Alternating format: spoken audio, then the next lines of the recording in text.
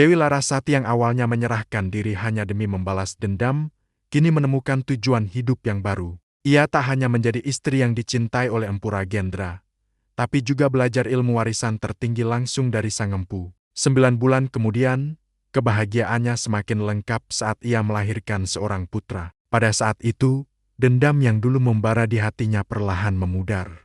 Bahkan, ia mengakui dalam hatinya, jika dulu Ki Tambak Sewu tidak pernah melakukan kejahatan itu, mungkin ia tidak akan pernah bertemu Empu Ragendra dan mencapai semua kebahagiaan ini. Hari-hari pun berlalu dengan damai di Bukit Pelangi. Jakawaning si bocah sakti Gunung Kenanga kini tumbuh menjadi seorang murid yang luar biasa, bahkan kemampuannya disebut-sebut melebihi Sekar Angin. Ia sangat tekun mempelajari ilmu silat, ilmu pernapasan, hingga ilmu tentang tumbuhan obat, yang membuatnya dikenal sebagai penyembuh di seluruh pulau. Kejeniusannya tidak berhenti di situ. Jakawaning bahkan berhasil menemukan rahasia jurus inti yang tersembunyi dalam kitab-kitab kuno istana, sebuah penemuan yang tak pernah disadari oleh siapapun sebelumnya. Berkat kehadirannya, semua penghuni Bukit Pelangi merasakan peningkatan, baik dalam ilmu maupun kesejahteraan hidup. Namun, di tengah kebahagiaan yang menyelimuti Bukit Pelangi, ada satu orang yang jiwanya justru semakin merana, Nyai Laksmi. Awalnya, ia mencoba menerima kehadiran Dewi Larasati.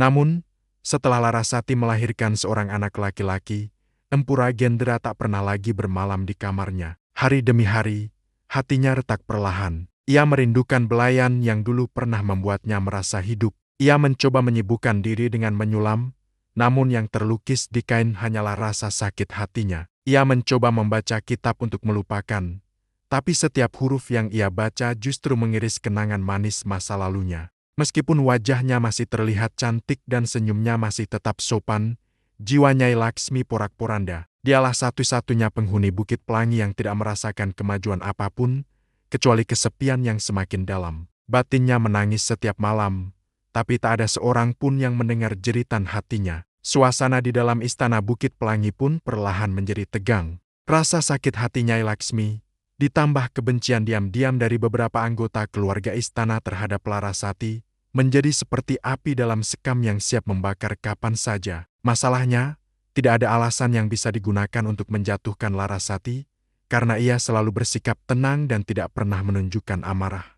Ketegangan ini tidak hanya dirasakan oleh para penghuni senior istana, tetapi juga oleh Jakawaning dan Sekar Angin. Jakawaning seringkali merasa kehilangan tawar yang Sekar Angin yang biasanya selalu menghiasi hari-hari mereka. Suatu pagi, ia mendapati Sekar Angin termenung sendirian lagi.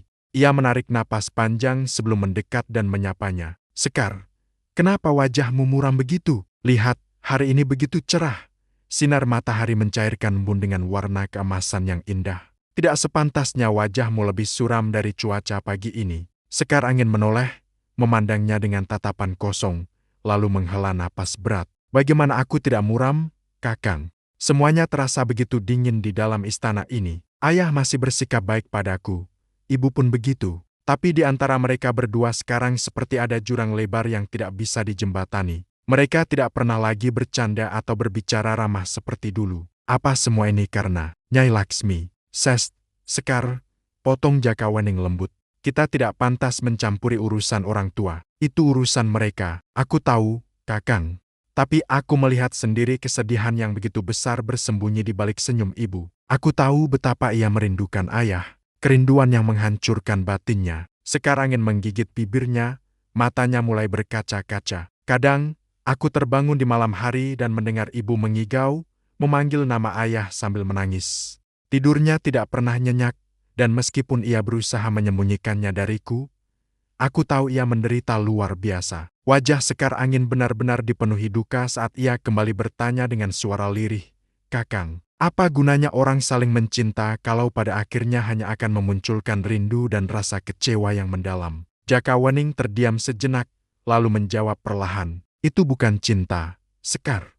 Kau dan mungkin semua orang selama ini mengira bahwa hawa nafsu adalah cinta. Nafsu ingin memiliki, ingin memuaskan diri sendiri, dan dari situlah rasa kecewa itu datang. Cinta yang sejati tidak menuntut apa-apa." Mendengar itu, Sekar Angin melotot, ekspresinya campuran antara mengomel dan menggoda. "Aduh, Kakang ini bicaranya sudah seperti orang tua saja. Dari mana semua omongan panjang itu datang? Jaka Wening tersenyum tipis. Dari kesadaran, sepertinya, bukan dari kitab. Aku sudah terlalu banyak membaca kitab. Filsafat tidak ada gunanya kalau hanya dihafal tanpa menjadi kenyataan. Aku hanya memperhatikan apa yang terjadi di sekeliling kita. Melihat senyum Jaka Wening, kesedihan sekar angin seolah terlupakan. Tatapan matanya kembali cerah, penuh dengan godaan seperti biasanya. Tapi, kenapa akhir-akhir ini Kakang juga sering tampak murung? Apa Kakang tidak senang tinggal di Bukit Pelangi? Aku sangat menyukai tempat ini, Sekar.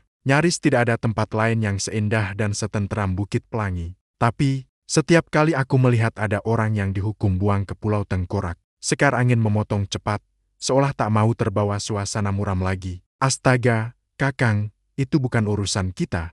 Tadi Kakang sendiri yang bilang kalau urusan ayah dan ibu bukan urusan kita, maka hal itu pun sama saja. Kau keliru, Sekar, balas Jaka Wening dengan nada serius. Urusan ayah dan ibumu adalah urusan mereka sebagai pasangan suami istri. Tapi, hukuman terhadap para penduduk adalah urusan umum. Itu urusan kita juga. Aku merasa tidak tenang melihat peraturan itu terus berjalan. Aku berniat untuk membicarakan hal ini kepada guru. Tapi ayah adalah pemimpin besar di sini. Seru Sekar angin. Pemimpin pun tetap manusia, Sekar. Dan hukum itu hanya dijalankan, bukan dibuat oleh ayah seorang diri. Hukum juga buatan manusia. Jawab Jaka Wening tegas, matanya menatap lurus ke depan, menunjukkan tekad yang kuat.